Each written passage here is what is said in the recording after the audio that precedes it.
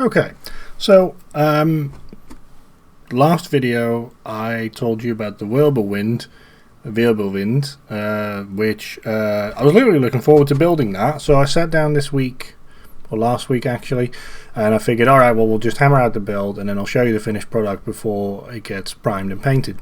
Turns out that when I went through that, it turns out that that canopy part, like the top part, basically, it looks like someone already built that and then promptly lost it. So as a result, I can't build it. Basically, I had a look and to see how much effort it would be to scratch build it. I had a look to see if I could find partial kits, maybe to see if I could supplement it. I tried to find if I could find a sort of cost-effective way to grab these things from another build, but yeah, none of them really fit. So I've decided instead to just shelve that one for now. I might look into scratch building. I might find something there, but I reckon it's much more likely that I'll just shelve it, and then at some point I'll find a use for the base platform that it's built on, because I believe that's a Panzer IV base.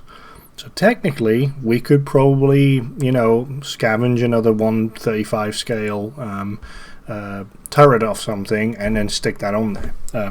Instead, though, we'll be building the Tiger 1 from Tamiya. So this is another model that I got from the same thing. So when I did my volunteering, they were also getting rid of this model. And yeah, so basically this is a Panzer Kampfwagen 6 Tiger 1 Ausführung E, Standard Kampfwagens. I don't know what the SDKF Z181 stands for, but I'm assuming that's the edition or the version variation of it. And this is a frühe Produktion, so early production model. My German is rusty, but we get there eventually. So, and this is again a 135 scale model. And again, this is from Tamiya. I've had a look in the box already, but we'll just have a look and see what's inside. So that's the front again. So the front has this lovely work on it. Looks like we're getting some reflection here, a little red dot. Trust me, this is not a sniper dot. This is just my mic that's in front of me here. So this is the box, and then here you can see an example of the camo. And that's the other side, and then on this long side we have another 2 examples of camo. So the cool thing is that the box actually comes with some examples as well. Right, so like I said, I've already opened this box, but the thing I wanted to highlight is that this one, everything is still sealed in the bags, so we definitely know that nothing is missing from these ones. So let's have a look. So we have a few sprues here. So first of all, let's have a look at this. So this is the base structure. See here, it is a fairly simple structure, at least it looks like from the inside, but there are holes in these places where the torsion bars go. It's in between these. So I'm assuming there's actual torsion bars in this model, which is always cool. The details on the outside here are fairly very barren. It's all fairly simple. There are some mounting holes here, so I'm assuming there's some plating that goes on here. But overall, it looks like it just forms a really nice base for you to do your own little bits on. So looking forward to that. There's a few sprues here. So we have 1, 2, 3, 4, and then 5. So I think we'll start with...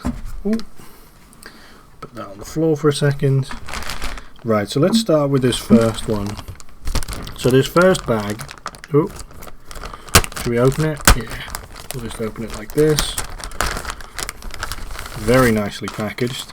Much better than some of the other models I've built so far. Specifically, Zvezda, for example, can sometimes have a little bit of rough stuff. I had a Zvezda model where some of the bits actually popped out of the sprue due to the amount of... I don't know, I just bought the model, brought it home in a bag, and then when I opened it up, parts had jumped off the sprue, which obviously makes it hard to trace back what they are, because now you have to start looking and everything. These ones look much more solid, and they'll look really nice. So this is the primary sprue. There's two of these exact identical sprues for the running gear. So these are the running gear bits. These are, so again, all this is running gear, and then here we have, I don't know what this is called, but this is the bit that attaches directly to the engine, I believe, and that pulls the actual thing, you know, it pulls the actual track along. We have a nice, oh, that's actually a very thin little shovel. Must be well in scale there.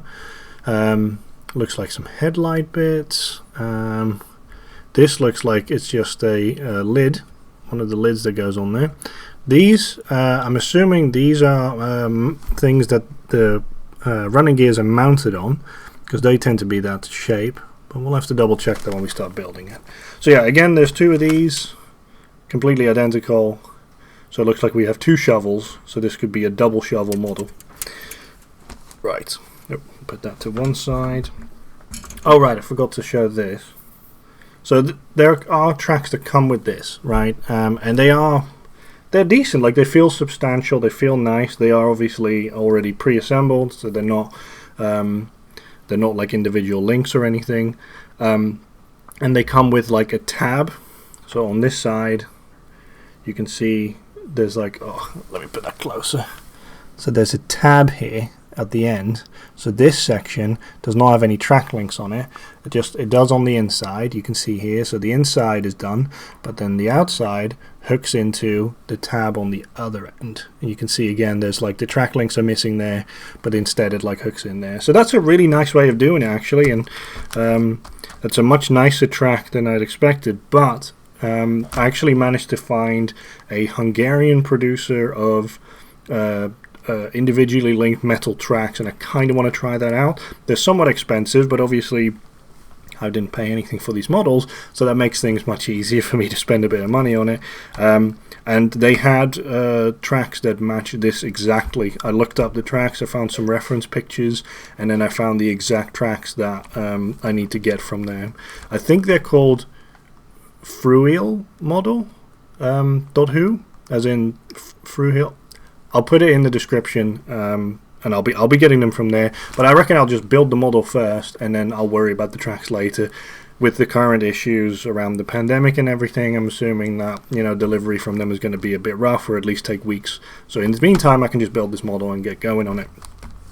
So these tracks I'll keep, because they are obviously for the Panzer X platform. I can just reuse these at some other point if I ever lose them or I break some. Yeah, that's nice. Right, so then we have this sprue. Well, this is interesting. So this sprue isn't just a sprue. There's also a section of tubing in this bag. Let's pull that out. There we go. Okay, so it looks like we have a set of tubing here. It feels like some paracord, really. It's a little bit stretchy, but not very much. Yeah, and it looks like the ends have been burnt off, or it's been laser cut or something. I don't know where that is going to go, but I'm assuming somewhere from the engine, maybe. Right, or maybe these are the things that lead that are supposed to form exhausts or something. Don't know. We'll see. All right, so here we have the next sprue. So here we have some rope. Now you can see that that's not real rope. Right, that's obviously just a plastic cast of it. I reckon I might do a custom one of that then, with some actual thread, and maybe I'll use some copper or something to like use the little ends. Here's some track links on this side here. These are the track links that end up on the sides of the tank, I think. I've seen several of them now that have like on the turret, usually on the housing, they have these tracks, these additional tracks. Sometimes they're also not on the turret, they're on the base, on the platform, and they put them like on the back and on the front. And these were just additional track links, supposedly to fix up tracks when they broke in the field. This one has quite a few small bits, but I think these ones, so these two sections here, I think these are exhausts, as in exhaust heads. At least that's what they look like to me. We have a little axe, which is over here. See that? So this looks like another accessory sprue. Oh, there's a big section of track links here as well. This one. So yeah, it looks like maybe some canisters as well. It could be canisters, could be exhausts. I'm sure we'll find out. And another lid on top as well. This one, that looks like a lid that goes on the side somewhere. Very impressed with the quality of these. And there's bits here that are like a few millimeters, and there's bits that are quite chunky. It looks like a good mix, and the bits that are chunky look like they leave enough space for you to do your own detailing, which is great. So some of these bits are also bent at interesting angles, so yeah, we'll see how that turns out. Alrighty, put that over there. Alright, so we only have 2 sprues left.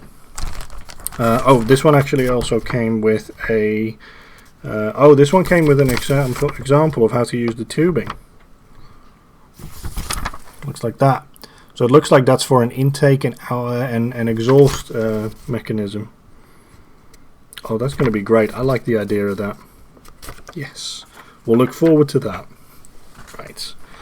So the next sprue, we only have 2 sprues left. So this one looks like it has most of the main housing stuff in it, right? So these are chunky bits. Let's have a look. So this is interesting actually. So if you look at this, so one thing you might notice from this is if you look at this bit, it's actually overlapping on this one. Somehow they casted it like that.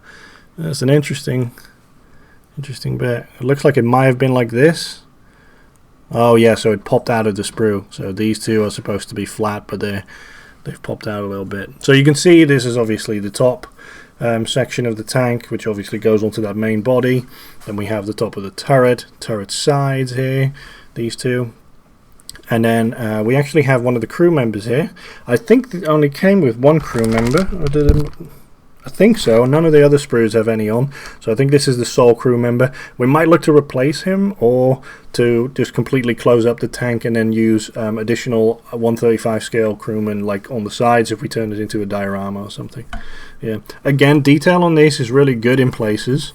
So like here, for example, when you look at the grating on the top plate here, like I really enjoy that. That looks really good. It's really neatly sort of punched out, so you can do a lot of detailing there. And if you look at this bit, right, the bit here, that one, that section actually has quite a lot of detail to it on its own. And then meanwhile they've left quite a few bits open, so you can actually use your own imagination or reference pictures to do your own detailing. Very good. I can see why people think Tamiya is the best one in the game. Right, and then the final sprue is... So the body of this tank is actually very simple, right? There's not a lot of fluff to it. Meanwhile, all of the little bits that go onto the body, they're quite varied and quite detailed. And you can see in all these sprues, there's quite a few things that we can put onto the body, which is it's just fun. Right, here we have the final sprue. So you can see again, let's get that fully in frame. So here we have another set of rope with these ends on it. I've seen some photo etch kits that replace these things, and they seem to be generic for like the Panzer X and the Panzer 5 and the Panzer 4 different ones. So I reckon maybe we can just get like a photo etch kit and replace some of these parts and then use thread to replace that. These two look like exhausts from the look of it. I just saw an earlier picture when I looked at the intake thing. If you look there, it looks like the exhausts are going to be these things. We actually have 6 of these, or 4, because there's another sprue with them on. So there's that. More lids, again, hatches, I guess I should call them. And then it looks like some board mounted guns. There we go. And then some hatches for the sides. Yeah. I don't really foresee myself having any issues. Oh, the barrel of the gun is here as well. Again, something that's commonly replaced, and I'll build the thing first to determine if I like it. I don't really like these often because they leave massive seam lines, and it's a lot of work to put them together.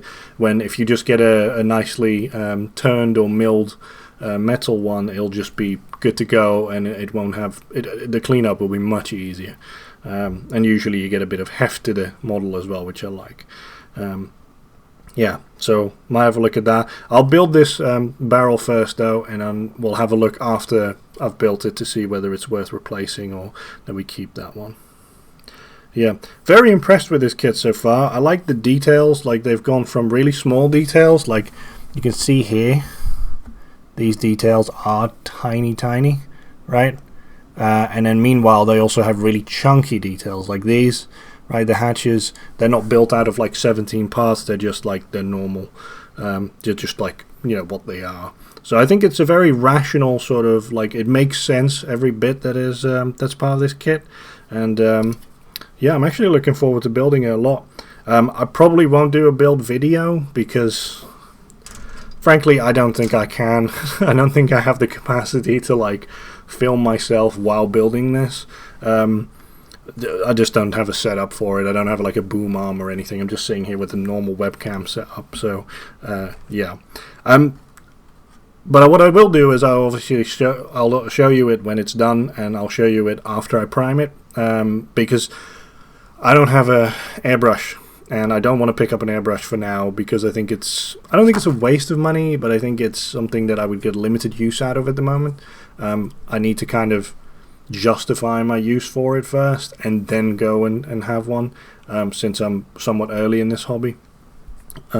So, you know, and I've been able to prime models like these, for example. So this is a modern Russian anti-infantry vehicle from Zvezda, and that's a 172 scale, and that worked absolutely fine. There was no problem with that, as in priming it and everything. So I'm going to prime like that, basically from just a spray can, and then I'm going to paint with my brushes. I've got technically all the materials here. I have a whole range of different paints, and I've got different enamel texture stuff. Over Christmas I actually got this modeling pigment, a few of these modeling pigments from MIG, so I'm hoping to use those. So yeah, I think this model is just going to be a great little tester for me to try out some new techniques, try out some new models, like, you know, materials that I've got, and also maybe try out some of the what's it called, some of these metal parts, and maybe some replacement parts. Yeah, so I'm going to be trying that out. I'll probably try to build it this coming week somewhere. I've got a few other things on, but I reckon I can find the time. So and I'll just make another video for next Sunday, for example, to show the difference, to show the progress. So yeah, excited about it. It looks really good. It looks like a really good kit. It looks like the casting is really nice, and yeah, I don't think there's going to be any problem building it really. Zvezda models so far have been good to me. They've been really nice, and like the details have been great, but I've only built 172 scale stuff, so this will be my first 135. And yeah, I think with something like this, with the quality that I'm seeing from the sprue, from the plastic, from the way it feels and looks, and the sizes of things, I think it is going to be pretty great. So yeah, look out for my next video next Sunday, and then hopefully I'll have it all built, but I might just be somewhere along the way and I'll just give you an update. Alright, catch you later.